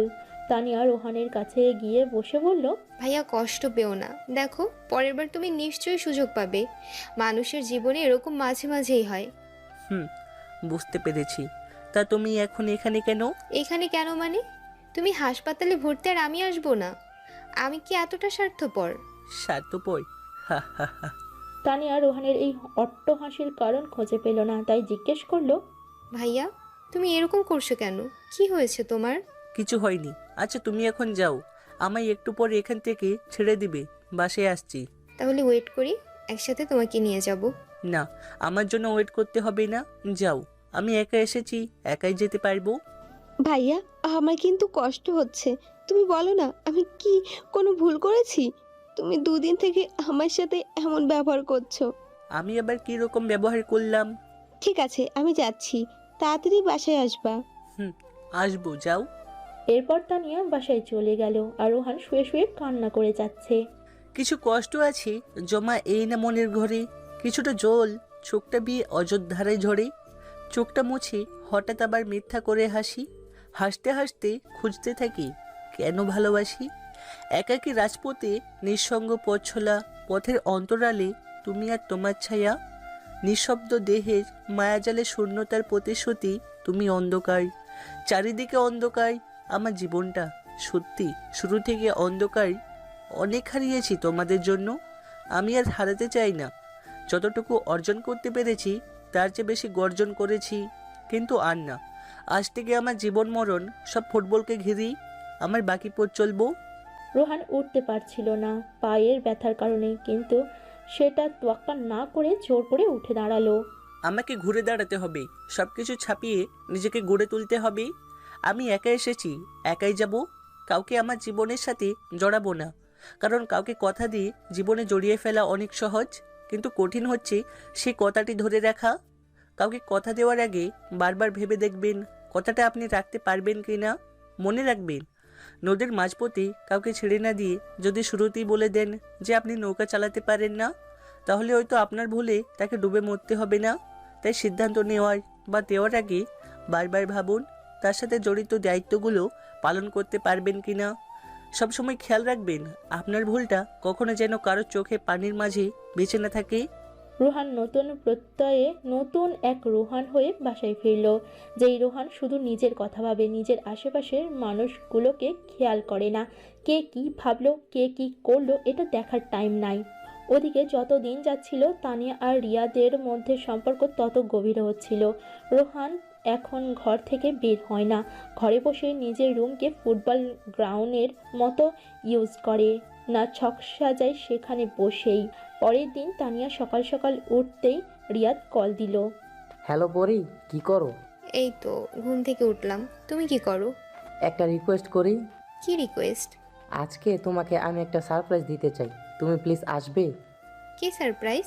সেটা আসলেই দেখতে পাবে। আচ্ছা, আমি আম্মুকে বলে দেখব। আমাকে তুমি 1 ঘন্টার ভিতরে জানো। আচ্ছা, দেখছি কি করা যায়। এরপর তানিয়া ব্রেকফাস্ট করতে বসে তার মাকে বলে, আম্মু, আজকে আমি আর আমার একটা ফ্রেন্ডের বাসায় থাকবো। কেন, কি হয়েছে তোর ফ্রেন্ডের? তোর বাসা থাকতে তোকে অন্যের বাসায় থাকতে হবে কেন? না মা, ও আমাকে ইনভাইট করছে ওর বাসায় যাওয়ার জন্য। কিভাবে না করি বলো? আচ্ছা ঠিক আছে, সাবধানে যাস, আর কাল সকাল সকাল ফিরে আসিস। আচ্ছা মা, তুমি কোনো টেনশন করো না। তানিয়া এর আগেও তার অনেক ফ্রেন্ডের বাসায় থেকেছে, তাই তার মা না করেনি। একটা রাতেরই তো ব্যাপার। ওইদিকে রোহান বসে বসে সব কিছু শুনছিল। সে চুপচাপ বসে আপেল কেটে খেয়ে যাচ্ছিল। তার এদিকে কি হচ্ছে সেটা দেখার সময় নেই, শুধু কান আছে তাই শুনছিল, কিন্তু কোনো খেয়াল নেই কে কোথায় গেল, কে কোথা থেকে আসলো।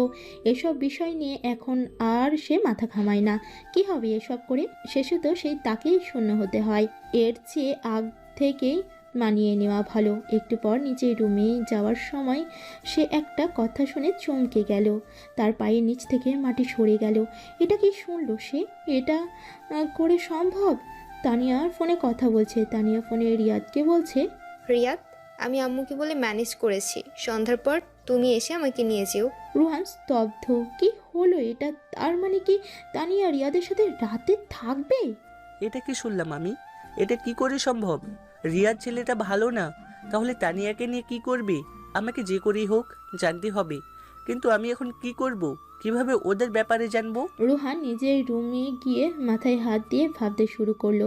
যতই চিন্তা করে এইসব কিছু থেকে দূরে থাকবে, ততই যেন আরও জড়িয়ে যাচ্ছে এসব বিষয়ে। সব কিছুর পর একটা চিরসত্য হলো যে তানিয়াকে ভালোবাসে।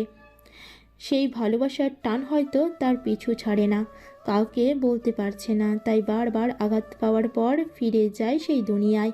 এখন তাকে যে করেই হোক তানিয়াকে বাঁচাতে হবে ওই রিয়াদের হাত থেকে।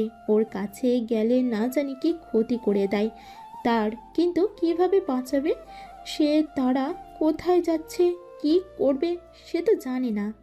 তাই রোহান একটা বুদ্ধি করলো।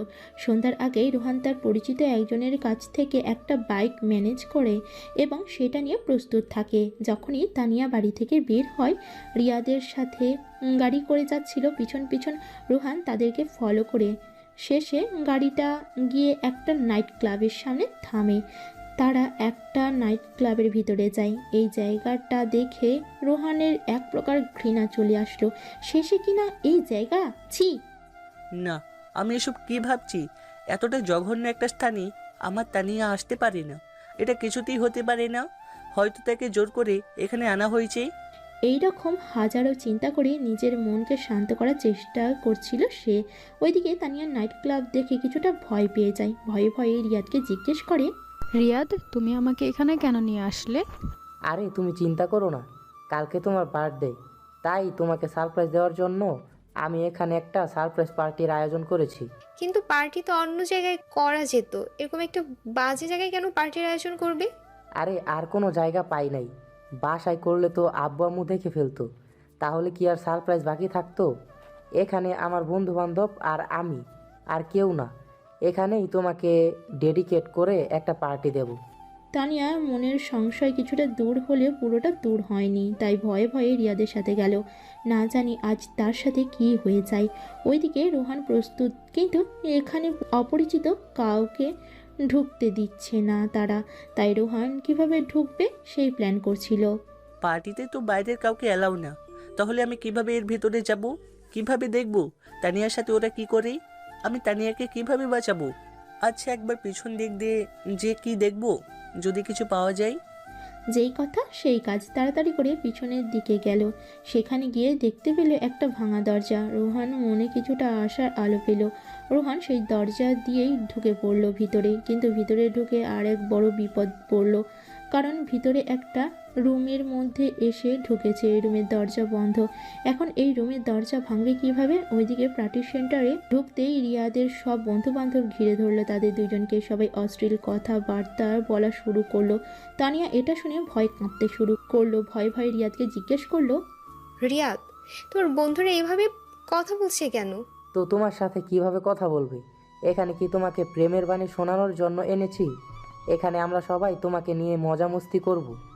এসব কি বলছো তুমি? এতটা খারাপ জানলে তোমার সাথে আমি কখনোই আসতাম না। সেজন্যই তো ভালো মানুষের মুখোশ পরে এতদিন জোকারের মতো অভিনয় করে এসেছিলাম। তাহলে এসব কিছু কি তোমার সাজানো পরিকল্পনা ছিল? যাক, এতক্ষণে তোমার এটা মাথায় ঢুকলো। যাক, ভালোই হলো। এখন তাহলে যেটা করার সেটাই করো। বাঁচাও, বাঁচাও আমাকে, কেউ বাঁচাও প্লিজ। চিৎকার কর, যত ইচ্ছা চিৎকার কর, এখানে কেউ তোকে বাঁচাতে আসবে না।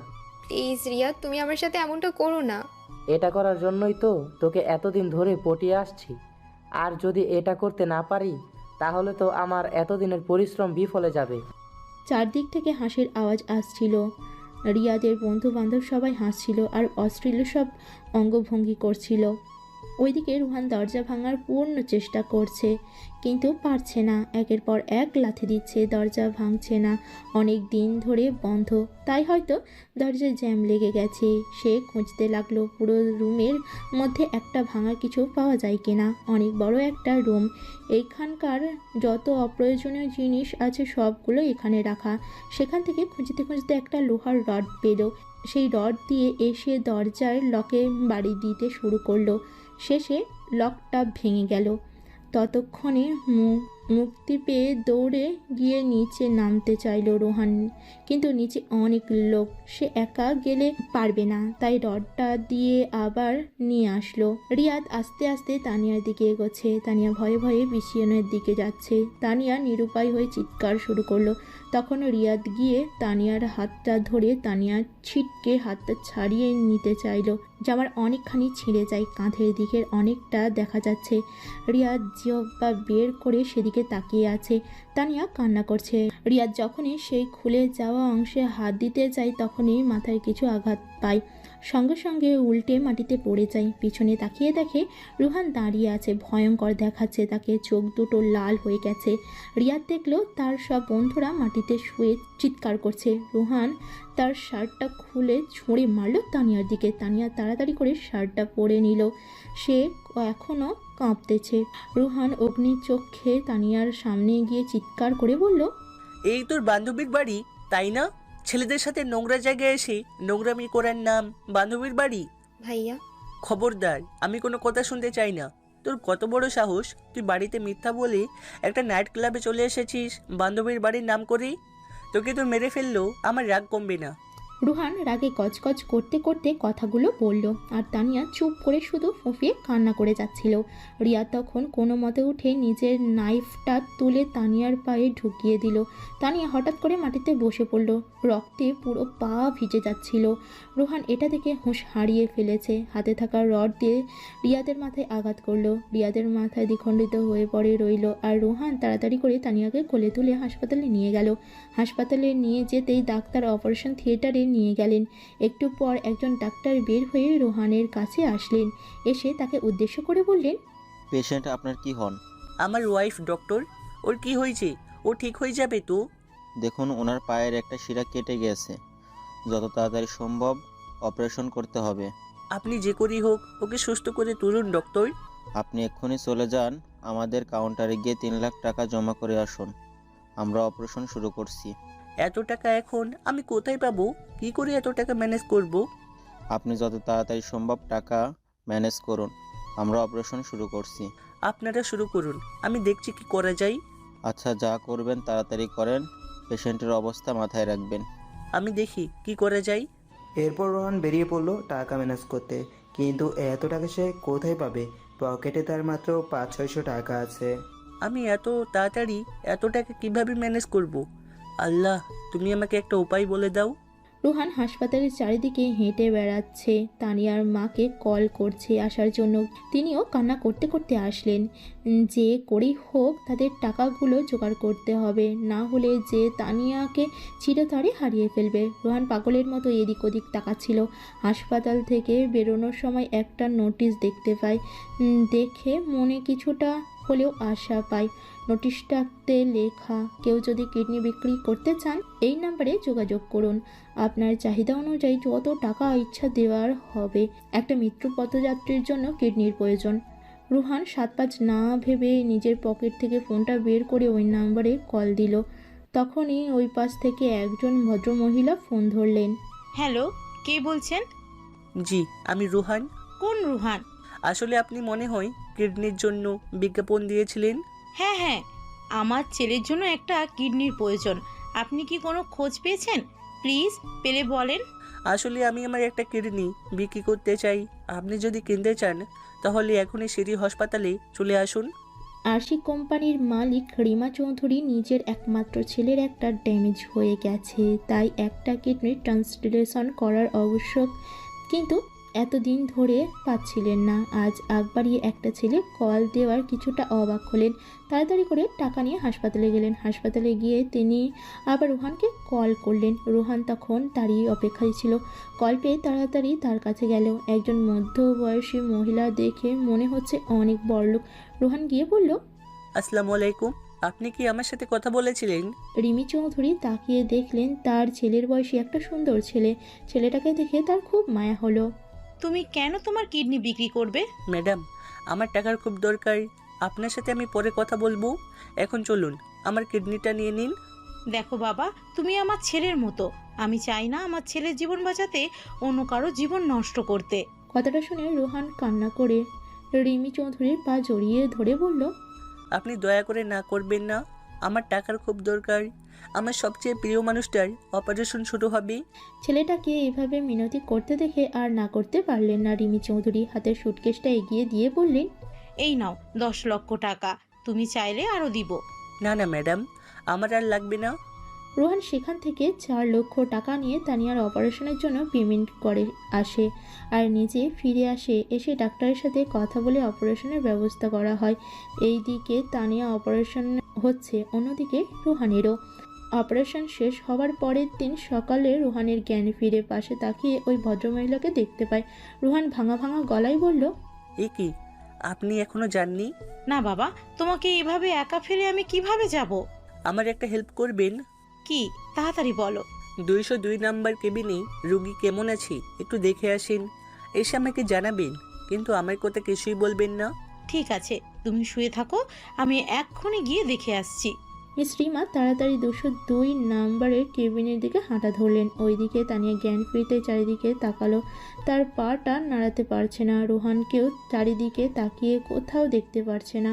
একটু পর ডাক্তার আসলেন। কেমন আছেন মিস? ভালো, কিন্তু আমি পা নাড়াতে পারছি না কেন? আপনার পায়ের একটা শিরা কেটে গিয়েছিল, আমরা অনেক কষ্ট অপারেশন করেছি। এখন কয়েক বছর হাঁটাচলা করতে একটু কষ্ট হবে। তার মানে আমি কি আর ফুটবল খেলতে পারবো না? না, আপনি আর কখনো কোনো দিন জোরে দৌড়াতে পারবেন না। ডাক্তারের কথায় তানিয়া কান্না করতে শুরু করলো। দরজার সামনে এসে মিস রিমা তানিয়াকে ডাক্তারের সাথে কথা বলতে দেখে ফিরে আসলেন। তাকে দেখেই রোহান উদ্বেগ নিয়ে প্রশ্ন করলো, ম্যাডাম, ও কেমন আছে? আরে তুমি কোনো চিন্তা করো না, সে খুব ভালো আছে। রোহানের অনেক ইচ্ছে হচ্ছে তার সাথে দেখা করার, তাই রিমা চৌধুরীকে রিকোয়েস্ট করতেই তিনি একটা হুইল চেয়ার নিয়ে তাকে নিয়ে গেলেন তানিয়ার সামনে। তানিয়ার মা তখন বাইরে গিয়েছিলেন। রোহানকে এই অবস্থায় দেখে তানিয়ার জিজ্ঞেস করলো, ভাইয়া তোমার কি হয়েছে?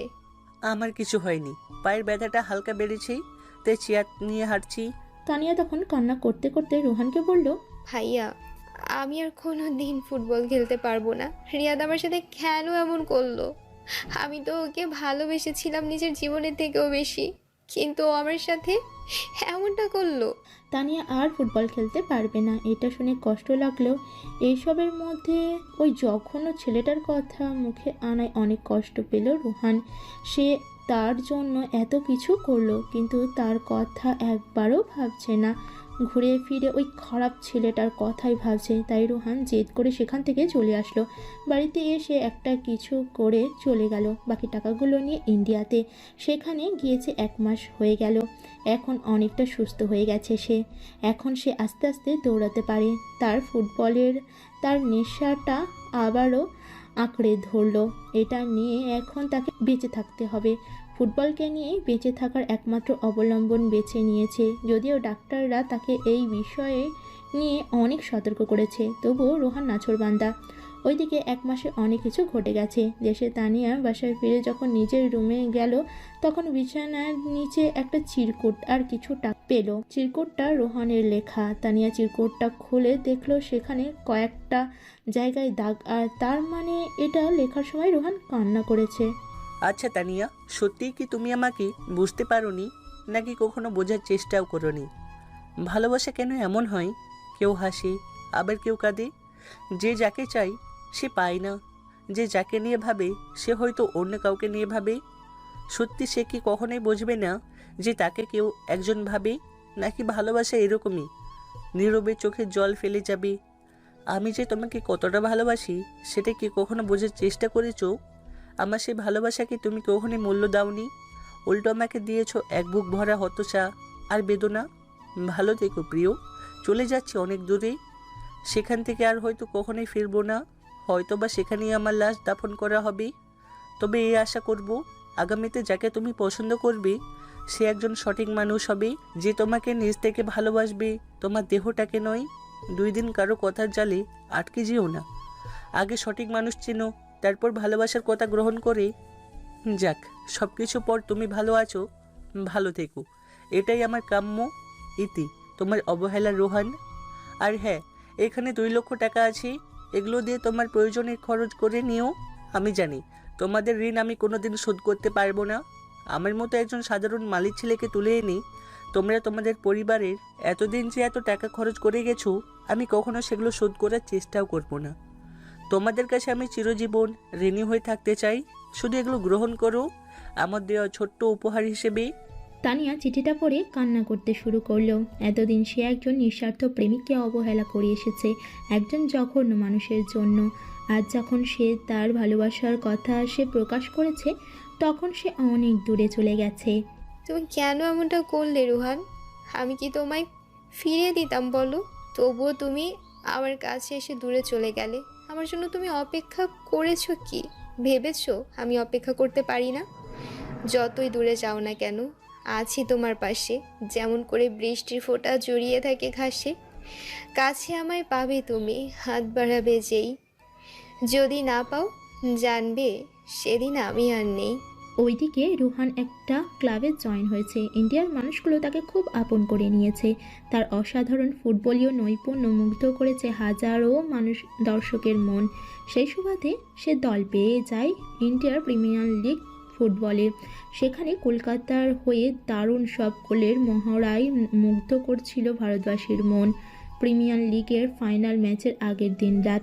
যেই রোহান দেশের সাইড বেঞ্চের প্লেয়ার, আজ সে কলকাতার মতো দলের 7 নম্বর জার্সি পরে নামবে। আজ কেন জানি তার শুধু তানিয়ার কথা মনে হচ্ছে। ড্রেসিং রুমে অনেক প্লেয়ারদের সাথে শুয়েছিল। আস্তে করে উঠে বাইরে ছাদে চলে গেল। ছাদে দাঁড়িয়ে জ্যোৎস্নায় উজ্জ্বল রাতটা উপভোগ করছিল। তার উপভোগের ধরন একটু অন্যরকম। সে উপভোগ করে তার চোখ থেকে গড়িয়ে পড়া জলগুলো। প্রতিক্ষণে পড়ে মনে তোমার কথা। তোমার জন্য আমার এত ব্যাকুলতা, হারিয়ে যায় ভাবনার সাগরে তোমায় ভেবে। মনের ঘরে স্বপ্ন সাজাই তোমায় নেই। কেন থাকো আমায় ছেড়ে দূরে দূরে? আমি তো পারি না এক মুহূর্ত থাকতে তোমায় ভুলি। তুমি হিনা নিঃস্ব লাগে নিজেকে, শূন্যতায় আসেন আমি এই হৃদয় জুড়ে। তুমি কি কোনোদিন বুঝবে না আমায়, নাকি অন্য একজনকে খুঁজে নিয়েছো? ওইদিকে একই অবস্থা তানিয়ার। ছাদে দাঁড়িয়ে সেও আনমনে কান্না করতে করতে জ্যোৎস্না দেখছিল। মন ভালো নেই, বারে বারে মনে হয় তুমি কাছে নেই। কেন কাটে না সময়? 7টি রঙে তোমাকে খুঁজে বেড়াই। বৃষ্টি শেষে দেখা না হলে বড় অভিমানী হই। রাত কাটে নির্ঘুম, আমি নিশ্চুপ নিঃশব্দে ভেবে যাই। কাছে চাই তোমার এতটাই, মনে পড়ে তোমায়। সত্যি বলছি, খুব মনে পড়ে তোমায়। তোমার কি মনে হয় আমার কথা? এরপর দুইজন রুমে আসে। সন্ধ্যায় ম্যাচ শুরু হয়। কলকাতার মাঠ লক্ষ্য কলকাতাবাসীর মুখে একটাই কথা, রোহান গোল ফার্স্ট। ইন্ডিয়ার ফুটবল ফেডারেশন বর্ণিল আয়োজনে প্রধান অতিথি হিসেবে রিয়াল মাদ্রিদ কোচ রোহান মাঠে নামে একের পর এক মনোমুগ্ধ করা ড্রিবলিং দর্শক সারিতে বসা লক্ষ মানুষের চোখে শান্তি এনে দিল। ম্যাচের 70 মিনিটে তার একমাত্র গোলে জয় প্রায় কলকাতা। পুরস্কার বিতরণী অনুষ্ঠানে তাকে রিয়াল মাদ্রিদ কোচ বলেন, do you want to play in Real Madrid? We will help you to grow up. ইংরেজি না জানা রোহান সেটা বুঝতে পারল না। তখন পাশ থেকে একটা ছেলে বুঝিয়ে দিল তাকে। রোহান তো আত্মহারা হয়ে গেছে। আল্লাহ যা করে ভালোর জন্যই করেন। সেদিন যদি সে ইনজুরি না পড়তো এত ঘটনা ঘটতো না, আর সেও এখানে আসতে পারতো না। হ্যাঁ স্যার, আমার অনেক দিনের স্বপ্ন আমি রিয়াল মাদ্রিদের জার্সি গায়ে মাঠে নামবো। আমি সবসময় খেলার জন্য প্রস্তুত। এটা কোচকে একটা লোক ট্রান্সলেট করে বুঝিয়ে দিল। তখন রিয়াল কোচ হাসি মুখে জবাব দিলেন, okay my talented boy, get ready, tomorrow we will go to Madrid. কথাটা শুনে তো নির্বাক হয়ে গেছে রোহান। সে এত বড় একটা ক্লাবে, এরপর থেকে দেশে বিদেশে হাজারো পত্রিকা হেডলাইন তার। এই অসাধারণ নৈপুণ্য যেন চোখ এড়ায়নি তানিয়ারও। সে কিছুটা মনকে শান্ত করতে পারলো, এটা ভেবে যে তার প্রিয় মানুষটা ভালো আছে। কিন্তু সে কি এখনও তার কথা মনে রেখেছে? সে তো এখন এত বড় একজন খেলোয়াড়। মাদ্রিদ শহরে গিয়ে স্পেনের মানুষের আতিথেয়তায় সে মুগ্ধ হলো। লক্ষ মানুষ তাকে এক নজর দেখার জন্য এসেছে। এটা ভাবতে তার মনে অন্যরকম শিহরণ জাগছে। এত কিছু পেয়েও না পাওয়ার আক্ষেপ একটাই, তার নাম তানিয়া।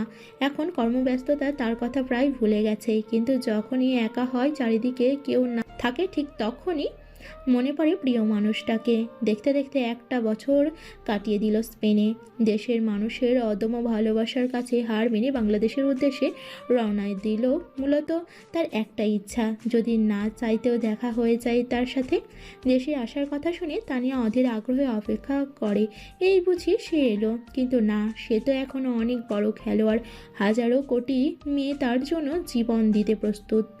এখনও মাঝে মাঝে মধ্যরাতে হঠাৎ করে ঘুম ভেঙে যায়, মনে হয় এই বুঝি তোমার নাম্বারটা। আমার মোবাইলে ভেসে উঠলো ক্রিং ক্রিং আওয়াজ করে। তাকিয়ে দেখি মোবাইলটা নিশ্চিন্তে তোমার মতো করেই ঘুমাচ্ছে। তখন তোমাকে খুব মিস করি। I miss you. রোহান আর থাকতে পারল না। দেশে এসেছে অথচ ওই বাড়িতে যাবে না, এটা কি করে হয়? রোহান বাড়িটার সামনে এসে কলিং বেল দিতেই তানিয়ার মা দরজা খুলে দিলেন। সামনে মানুষটাকে দেখে চাপটে জড়িয়ে ধরলেন। তানিয়া কোথায়? রুমে আছে, যাও। রোহান রুমে যেতেই দেখলো তানিয়া ঘুমিয়ে আছে। পুরো বিছানা ভর্তি তার ছবি। রোহান তার ঘুমন্ত মুখটার দিকে তাকালো। কি মায়াবী, কি স্নিগ্ধ! এটাতেই তো পাগল করেছো আমাকে। রোহান গালে হাত দিয়ে চোখ মেলে তাকালো। তানিয়া রোহানকে দেখে চাপটে জড়িয়ে ধরলো। রোহানের মনে কেমন জানি একটা সুপ্ত অভিমান কাজ করছিল। সে ছাড়িয়ে চলে আসতে চাইলে তানিয়া বালিশের বিষের শিশিটা বের করলো। দেখে যাও, আমি এই মুহূর্তের অপেক্ষায় ছিলাম। আমার মৃত্যুটা নিজের চোখে দেখে যাও। এটা দেখে সব রাগ জলে মিশে গেল রোহানের। দৌড়ে গিয়ে শিশিটা ফেলে ঠাস ঠাস করে 2টা থাপ্পড় বসিয়ে দিল। এখনো ভালোবাসো আমায়? আমার এই দেহে যতদিন প্রাণ আছে ততদিন বাঁচবো। সরি, অনেক কষ্ট দিছি তোমাকে। ইটস ওকে, ভালো কিছু পেতে গেলে কষ্ট করতে হয়। I love you. রোহান তানিয়ার ঠোঁট জোড়া দখল করে নিল। তার ঠোঁটের মিষ্টি অনুভব করে বলল, আই লাভ ইউ টু। তাদের ভালোবাসা এভাবেই চলতে থাকুক। ইচ্ছা থাকলে সবই সম্ভব, এটা তারই প্রমাণ। আজ এই পর্যন্ত, দেখা হবে পরবর্তী কোনো গল্পতে। সেই পর্যন্ত সবাই ভালো থাকবেন, সুস্থ থাকবেন। হ্যালো গল্পপ্রেমিক ভিউয়ার্স, সবাই কেমন আছেন? আশা করি সবাই অনেক ভালো আছেন। ঈদুল আজহা উপলক্ষে আমাদের ভয়েস অফ নয়ন ইউটিউব চ্যানেলে ছোট্ট একটি ক্যাম্পিং চলছে। আর এই ক্যাম্পিংয়ে আপনিও জিতে নিতে পারেন আকর্ষণীয় পুরস্কার এবং গিফট। তো এই ক্যাম্পিংয়ে অংশগ্রহণ করতে হলে আপনাকে ছোট্ট একটি কাজ করতে হবে। চ্যানেলটি সাবস্ক্রাইব করে একটি লাইক দিয়ে কমেন্ট বক্সে গিয়ে আপনার নাম এবং আপনার ফোন নাম্বারের লাস্ট 4 সংখ্যা লিখে কমেন্ট করতে হবে। ঈদুল আজহার 7 দিন পরেই রেফেল ড্র হবে। আপনিও হতে পারেন আমাদের রেফেল ড্রয়ের প্রথম বিজয়ী। তো আর দেরি কিসের? তাহলে এখনই আপনার নাম এবং আপনার ফোন নাম্বারের লাস্ট 4 সংখ্যা লিখে কমেন্ট করুন। ধন্যবাদ, ভালো থাকবেন, সুস্থ থাকবেন আর ভবিষ্যৎ নয়ন ইউটিউব চ্যানেলের পাশেই থাকবেন।